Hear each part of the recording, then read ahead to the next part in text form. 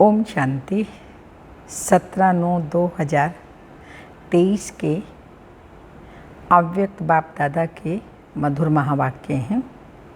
Revise हैं 13/12/95। Heading है मुरली की, व्यर्थ बोल। डिस्टर्ब करने वाले बोल से स्वयं को मुक्त कर बोल की इकोनॉमी करो। आज बाप दादा चारों ओर की आत्माओं को आप सभी के साथ देख रहे हैं। चारों ओर के बच्चे आकार रूप से बाप दादा के सामने हैं।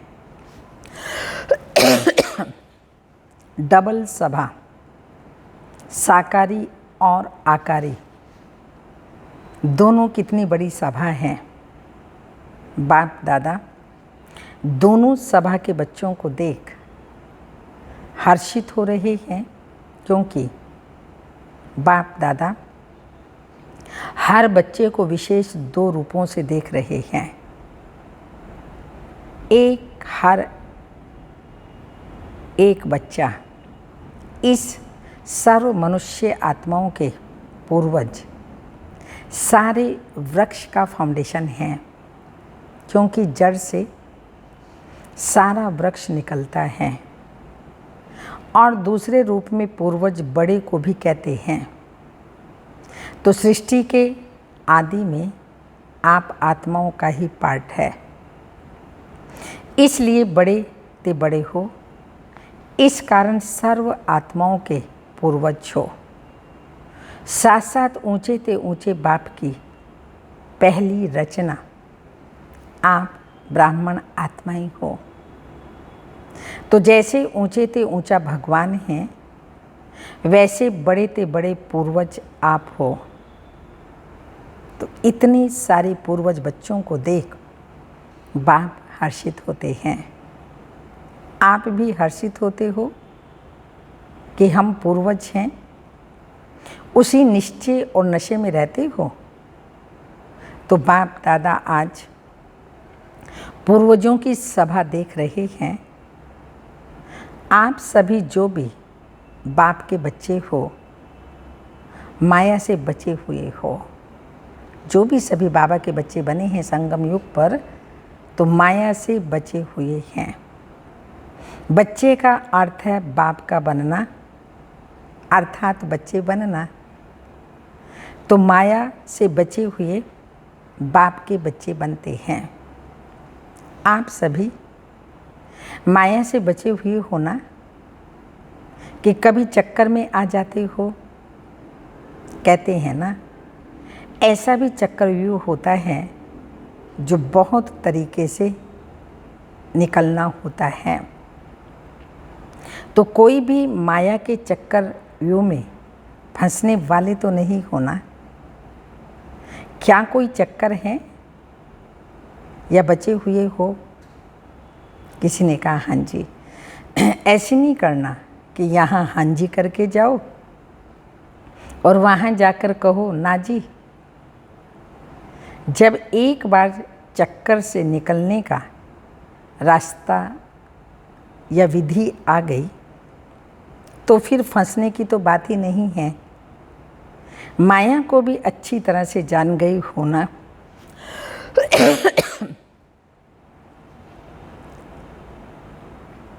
कि अभी भी अनजान बन जाते हो। फिर कहते हैं हमको तो पता नहीं पड़ा कि ये माया है। क्योंकि जैसे आजकल का फैशन है, भिन्न भिन्न फेस बहुत पहन लेते हैं। अभी अभी क्या बनेंगे और अभी अभी क्या बनेंगे। तो माया के पास भी ये फंसाने के फेस बहुत हैं। उनके पास अच्छा बड़ा दुकान है। जिस समय जो रूप धारण करना चाहिए उस समय कर लेती है। और अगर जाने अनजाने फंस गए तो निकलने में बहुत टाइम लगता है। और संगम का 1 सेकंड व्यर्थ जाना अर्थात 1 वर्ष गंवाना सेकंड नहीं। आप सोचो संगम युग कितना छोटा है। अभी तो डायमंड जुबली मना रहे हो और इस थोड़े समय में जो बनना है, जो जमा करना है, वो भी अभी ही बन सकते हो। तो बाप दादा देख रहे थे बनने का समय कितना थोड़ा है और बनते हो सारा कल्प। संगम युग शूटिंग का युग है। एक लास्ट समय में ये शूटिंग होती है 5,500 वर्ष के लिए। तो कहाँ 5,000 और कहाँ अभी 60 वर्ष। चलो आगे कितना भी समय होगा, लेकिन हजारों के गिनती में तो नहीं होगा ना। तो इस थोड़े से समय में राज्य अधिकारी बनने व रॉयल फैमिली में आने के लिए क्या करना होगा। वैसे संख्या के हिसाब से सतयुग में विश्व का तख्त सभी को तो मिल नहीं सकता। मानो पहले लक्ष्मी नारायण तो तख्त पर बैठेंगे, लेकिन जो पहले लक्ष्मी नारायण की रॉयल फैमिली है, उन्हों को भी इतना ही सभी द्वारा स्नेह और सम्मान मिलता है। तो अगर पहली राजधानी की रॉयल फैमिली में भी आते हैं तो वो पहला नंबर है। चाहे बड़े तख्त पर नहीं बैठते, लेकिन प्रारब्ध नंबर 1 के हिसाब से ही है। नहीं तो आप सभी लोगों को त्रेता तक भी तख्त थोड़ी मिलेगा। लेकिन विश्व राज्य अधिकारी का लक्ष्य सभी का ही है ना, कि कहाँ भी एक स्टेट का राजा बन जाएंगे। तो पहले नंबर के रॉयल फैमिली में आना यह भी श्रेष्ठ पुरुषार्थ है। कोई को तख्त मिलता है और किसी को रॉयल फैमिली मिलती है, तो इसके भी गुह्य रहस्य हैं। जो सदा संगम पर बाप के दिल तख्त नशीन स्वतः और सदा रहता है, कभी कभी नहीं, जो सदा आदि से अंत तक स्वपन मात्र भी संकल्प मात्र भी पवित्रता के व्रत में सदा रहा है, स्वपन तक भी अपवित्रता को टच नहीं किया है, ऐसी श्रेष्ठ आत्माएं तख्त नशीन हो सकती हैं। जिसने चारों ही सब्जेक्ट में अच्छे मार्क्स लिए हैं,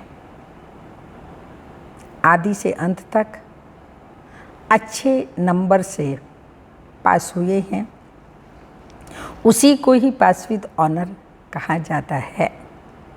बीच बीच में मार्क्स कम हुई फिर संकल्प किया, मेकअप वाला नहीं, लेकिन आदि से चारों ही सब्जेक्ट में बाप के दिल पसंद हैं, वो तख्त ले सकता है। साथ साथ जो ब्राह्मण संसार में सर्व के प्यारे, सर्व के सहयोगी रहे हैं, ब्राह्मण परिवार हर एक दिल से सम्मान करता है, ऐसा सम्मानधारी तख्त नशीन बन सकता है। अगर इन बातों में किसी न किसी में कमी है, तो नंबर 1 रॉयल फैमिली में आ सकता है।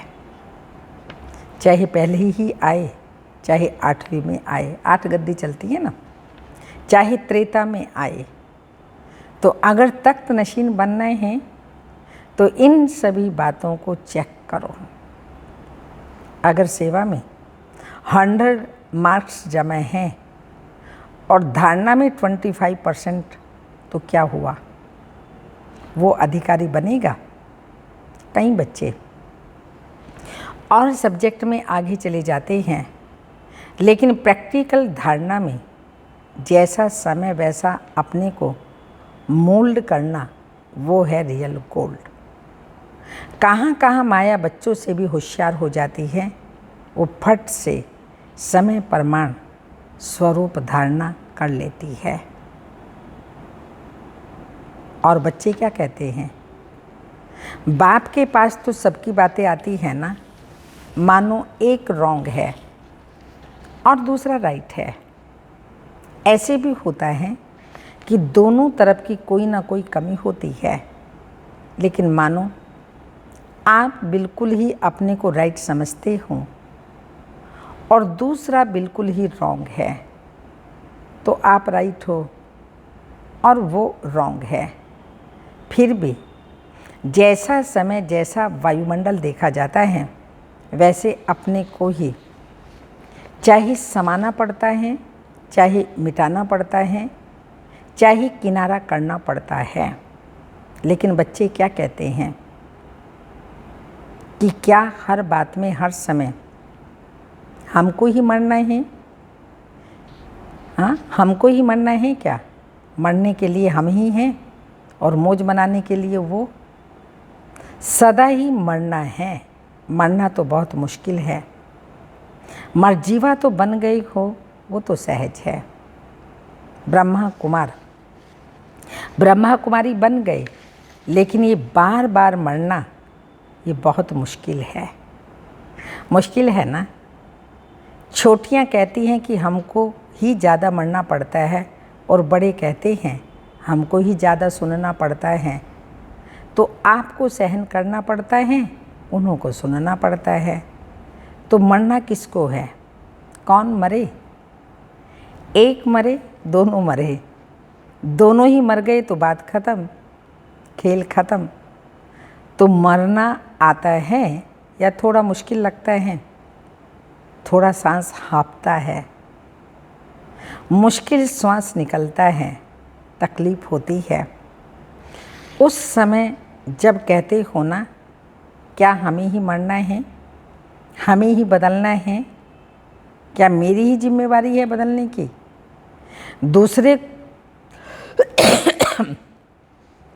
दूसरे के भी तो हो ना। आधा आधा बांट लो, तुम इतना मरो, मैं इतना मरूं। तो बाप दादा को उस समय रहम भी बहुत आता है, लेकिन ये मरना नहीं है। ये मरना सदा के लिए जीना है। लोग कहते हैं ना कि बिना मरे स्वर्ग नहीं मिलेगा। कहते ना, आप ना मरिए, स्वर्ग ना स्वर्ग ना जाइए। तो उस मरने से तो स्वर्ग मिलता नहीं, लेकिन इस मरने से स्वर्ग का अधिकार जरूर मिलना है। इसलिए मरना अर्थात स्वर्ग का अधिकारी बनना। डर जाते हो ना, मरना पड़ेगा, सहन करना पड़ेगा, तो छोटी बात भी बड़ी हो जाती है। आप कोई भी डाकू या चोर है नहीं, लेकिन आपको डर बैठ गया कि डाकू है, चोर है, तो भय से क्या होता है? भय से या तो हार्ट नीचे ऊपर होगी या ब्लड प्रेशर नीचे ऊपर होगी। डर से होता है ना, तो डर जाते हो। मरना बड़ी बात नहीं है, लेकिन आपका डर बड़ी बात बना देता है।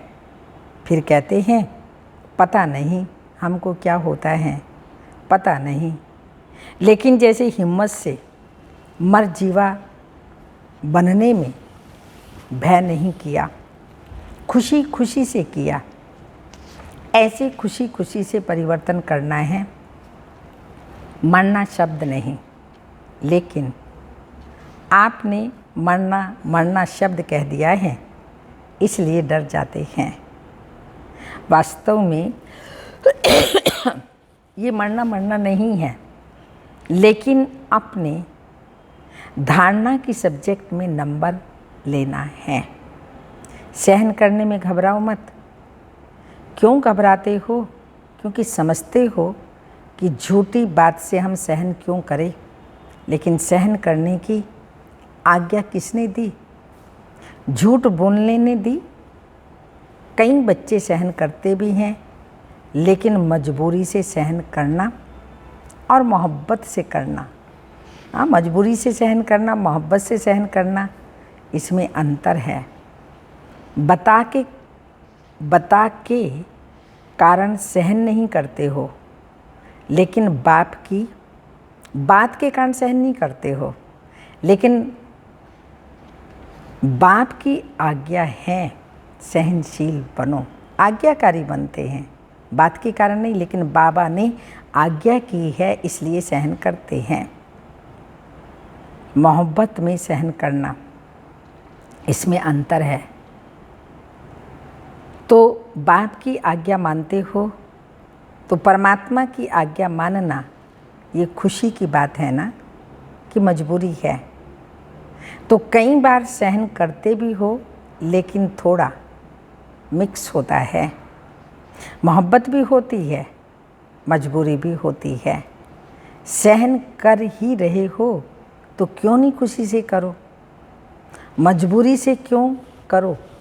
तो व्यक्ति सामने आता है ना, तो मजबूरी लगती है, और बाप सामने आए कि बाप की आज्ञा पालन कर रहे हैं तो मोहब्बत लगेगी, मजबूरी नहीं। तो ये शब्द नहीं सोचो, आजकल ये थोड़ा कॉमन हो गया है, मरना पड़ेगा, मरना पड़ेगा। कब तक मरना पड़ेगा? अंत तक, या 2 साल, 1 साल, 6 मास, फिर तो अच्छा मर जाएं। लेकिन कब तक मरना है? लेकिन यह मरना नहीं, अधिकार पाना है। तो क्या करेंगे? मरेंगे? यह मरना शब्द खत्म कर दो। मरना सोचते हो ना, तो मरने से तो डर लगता है ना। देखो, अपना मृत्यु तो छोड़ो, कोई तो दूसरे का मृत्यु देख करके भी डर जाते हैं। तो ये शब्द परिवर्तन करो। ऐसे बोल नहीं बोलो, शुद्ध भाषा बोलो। ब्राह्मणों की डिक्शनरी में यह शब्द है ही नहीं। पता नहीं किसने शुरू किया तो आप लोगों ने ही है ना। आप माना जो सामने बैठे हैं वह नहीं, ब्राह्मणों ने ही किया है। तो बाप दादा ने ये तो एक मिसाल सुनाया। सारे दिन में ऐसे व्यर्थ बोल या मजाक के बोल बहुत बोलते हैं। अच्छे शब्द नहीं बोलेंगे, लेकिन कहेंगे मेरा भाव नहीं था, ये तो मजाक में कह दिया। तो ऐसा मजाक क्या ब्राह्मण जीवन में आपके नियमों में है? लिखा हुआ तो नहीं है ना।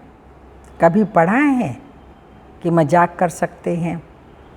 मजाक करो, लेकिन ज्ञान युक्त, योग युक्त। बाकी व्यर्थ मजाक, जिसको आप मजाक समझते हो, लेकिन दूसरे की स्थिति डगमग हो जाती है, तो वह मजाक हुआ या दुख देना हुआ।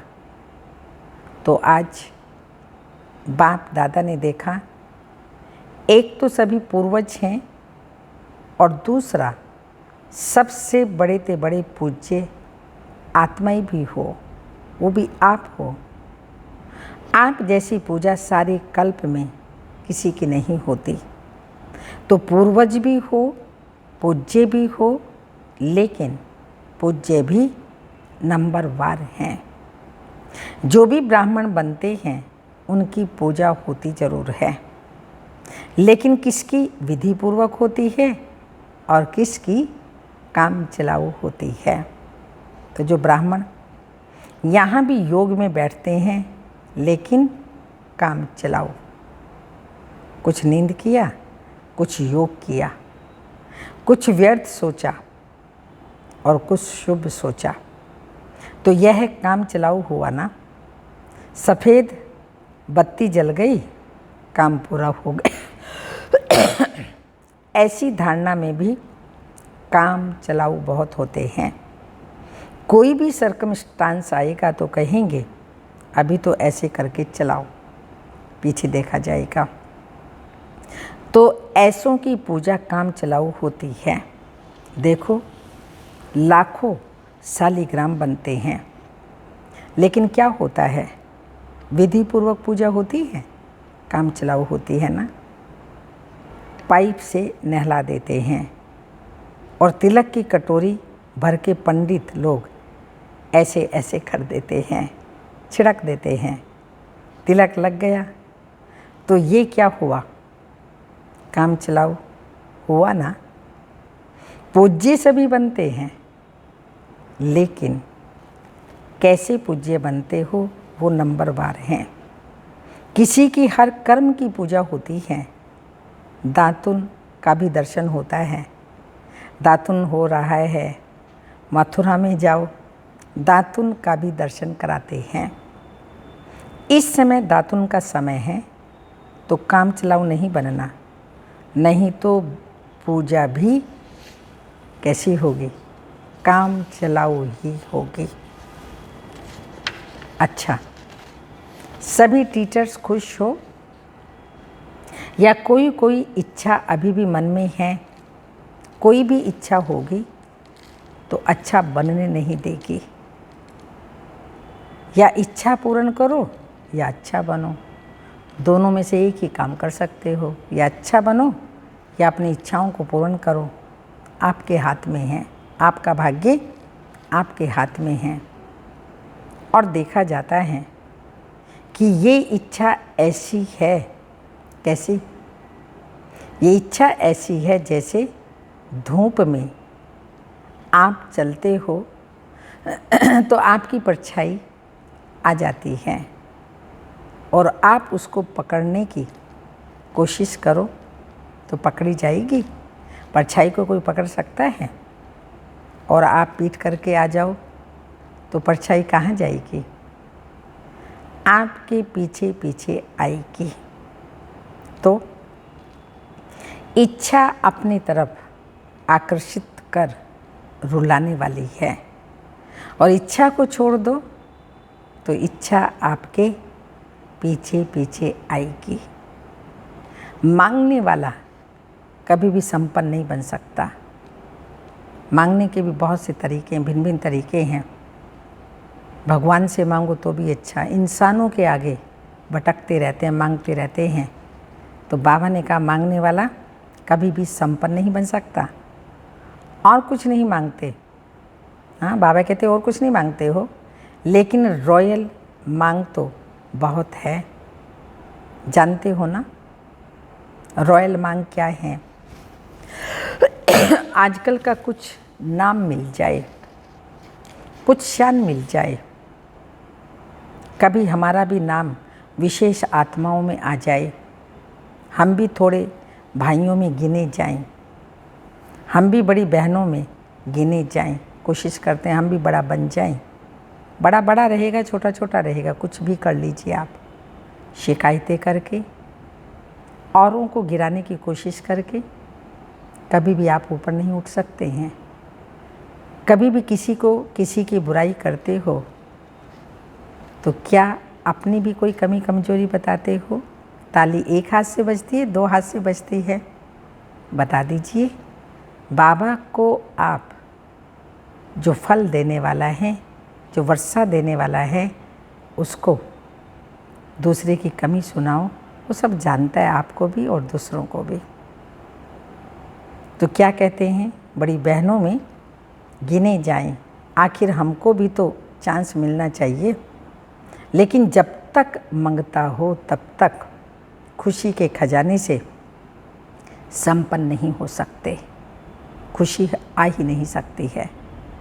ये मांग के पीछे या कोई भी हद की इच्छाओं के पीछे भागना ऐसे ही समझो जैसे जैसे मृग तृष्णा।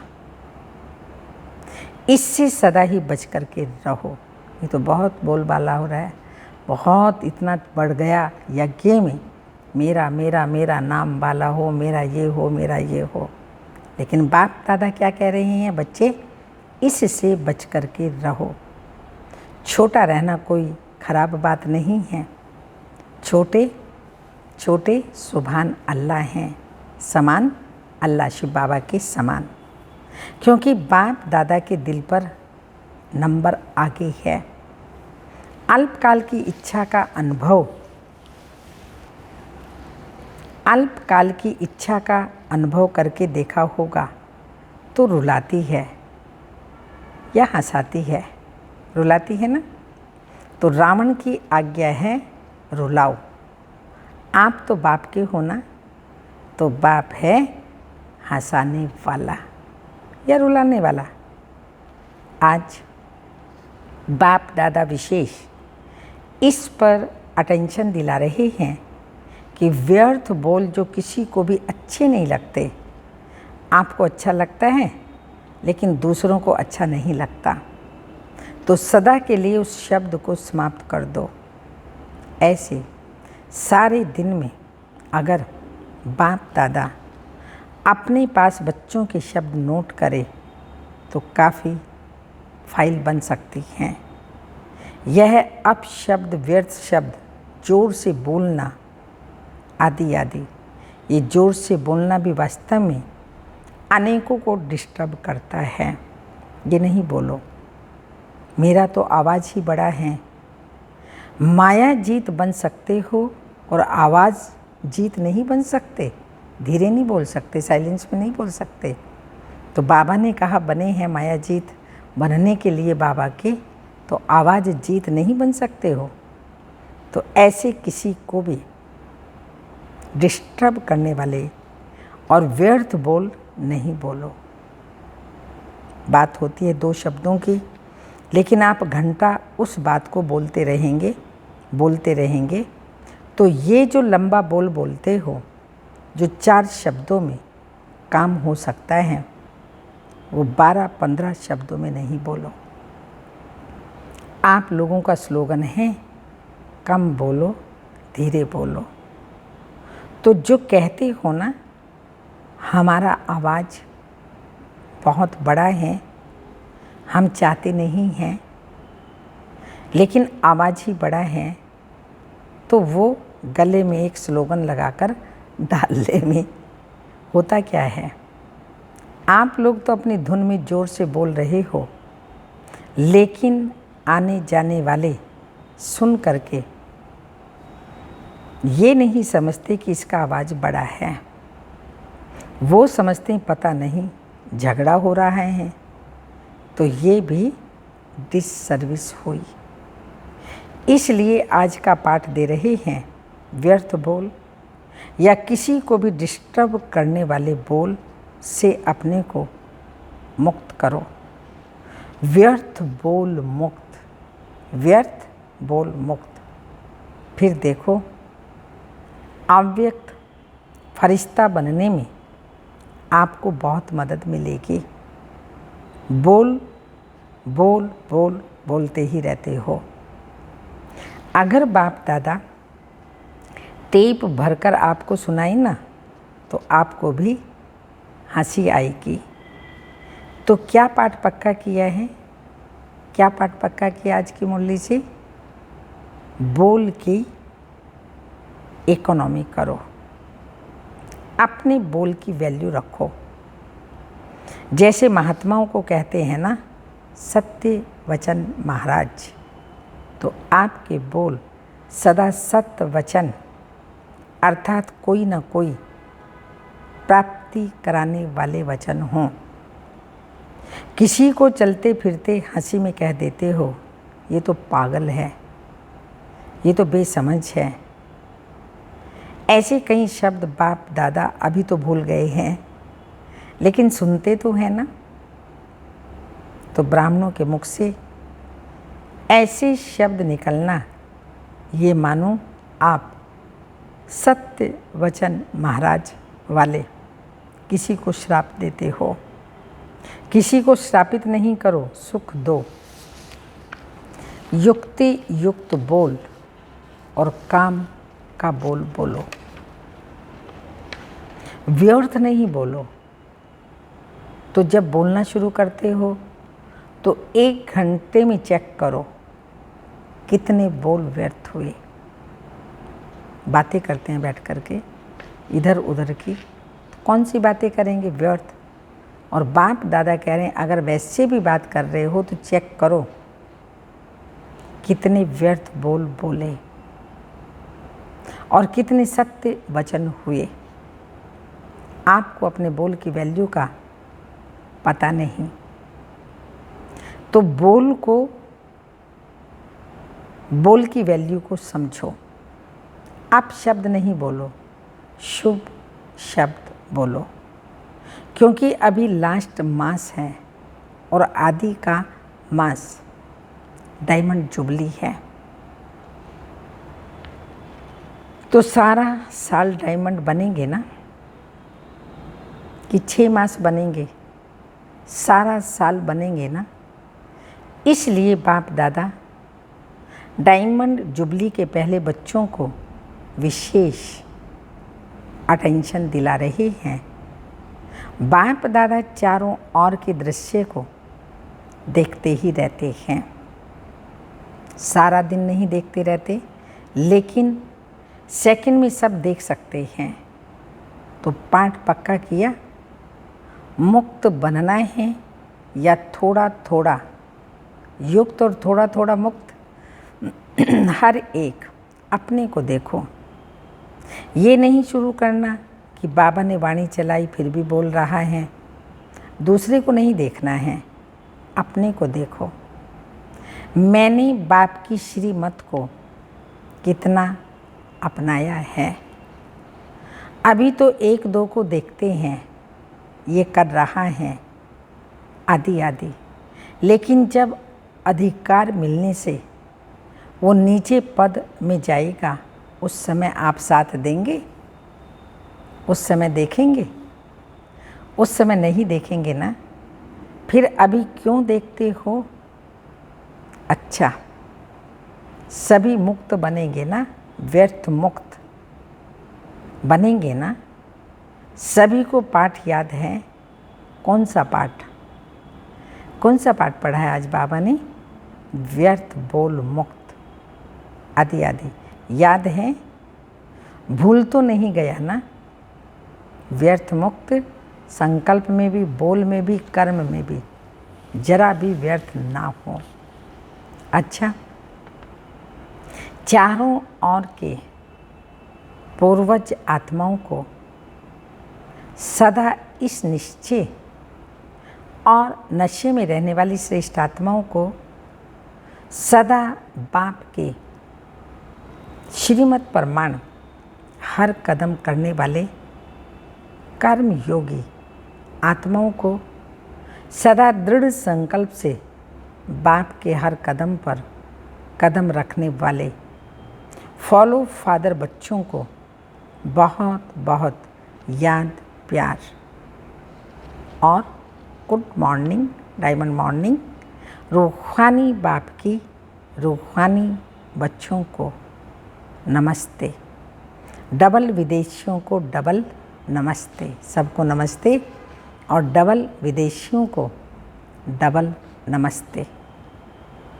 वरदान, लौकिक को अलौकिक में परिवर्तन कर घर को मंदिर बनाने वाले आकर्षण मूर्त भाव। स्पष्टीकरण, प्रवृत्ति में रहते घर के घर के वायुमंडल को ऐसा बनाओ जिसमें कोई भी लौकिकता ना हो। कोई भी आए तो अनुभव करे कि यह अलौकिक है, लौकिक नहीं। वह साधारण घर नहीं है, लेकिन मंदिर है। यह है पवित्र प्रवृत्ति वालों की सेवा का प्रत्यक्ष स्वरूप। स्थान की सेवा करें, वायुमंडल भी सेवा करे। जैसे मंदिर का वातावरण सबको आकर्षित करता है, ऐसे आपके घर से पवित्रता की खुशबू आए तो वह खुशबू स्वतः चारों ओर फैलेगी और सबको आकर्षित करेगी। स्लोगन, मन बुद्धि को दृढ़ता से एकाग्र कर, कमजोरियों को भस्म कर दो, तब कहेंगे सच्चे योगी। मन बुद्धि को दृढ़ता से एकाग्र कर कमजोरियों को भस्म कर दो, तब कहेंगे सच्चे योगी। सूचना, आज अंतर्राष्ट्रीय योग दिवस, तीसरा रविवार है। सायं 6:30 से 7:30 बजे तक सभी भाई बहनें योग अभ्यास में अनुभव करें कि मुझ आत्मा द्वारा पवित्रता की किरणें निकलकर सारे विश्व को पावन बना रही हैं। मैं मास्टर पतित पावनी हूँ। मैं मास्टर पतित पावनी हूँ। आज का अव्यक्त इशारा, जब स्वयं को अकाल मूर्त आत्मा समझेंगे तब अकाले मृत्यु से, अकाल से, सर्व समस्याओं से बच सकेंगे। मानसिक चिंताएं, मानसिक परिस्थितियों को हटाने का एक ही साधन है, अपने इस पुराने शरीर के भान को मिटाना। अपने इस पुराने शरीर के भान को मिटाना। देह अभिमान को मिटाने से सर्व परिस्थितियाँ स्वतः मिट जाएंगी। देह अभिमान को मिटाने से सर्व परिस्थितियाँ स्वतः ही मिट जाएंगी। ओम शांति।